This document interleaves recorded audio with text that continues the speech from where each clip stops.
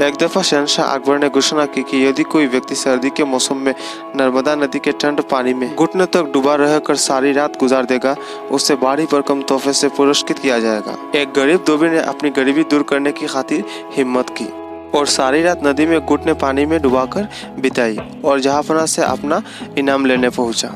बादशाह ने उससे पूछा, तुम कैसे सारी रात बिना सोए खड़े खड़े ही नदी में रात बिताए? तुम्हारे पास क्या सबूत है?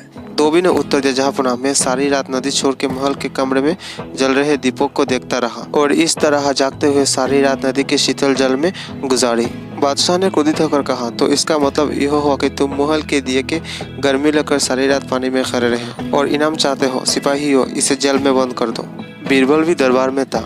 उसे यह देखकर बुरा लगा कि बादशाह ही उस गरीब पर जुल्म कर रहे हैं। बीरबल दूसरे दिन दरबार में हाजिर नहीं हुआ, जबकि उस दिन दरबार में एक आवश्यक बैठक थी। बादशाह ने एक खादिम को बीरबल को बुलाने भेजा। खादिम ने लौटकर जवाब दिया, बीरबल खिचड़ी पका रहे हैं और वो खिचड़ी पकते ही उसे खाकर आएंगे। जब बीरबल बहुत देर बाद भी नहीं आए तो बादशाह को बीरबल की चाल में कुछ संदेह नजर आया। वो खुद तफ्तीश करने पहुंचे। बादशाह ने देखा कि एक बहुत लंबे से डंडे पर एक गड़ा बांधकर उसे बहुत ऊंचा लटक दिया गया और नीचे जरा सा आग जल रहा है। पास में बीरबल आराम से खटिया पर लेटे हुए हैं। बादशाह ने तमक कर पूछा, ये क्या तमाशा है? क्या ऐसे भी खिचड़ी पकती है? बीरबल ने कहा, माफ करे जहांपनाह, जरूर पकेगी, वैसे ही पकेगी जैसी धोबी को महल की दिए की गर्मी मिली थी। बादशाह को बात समझ में आ गई।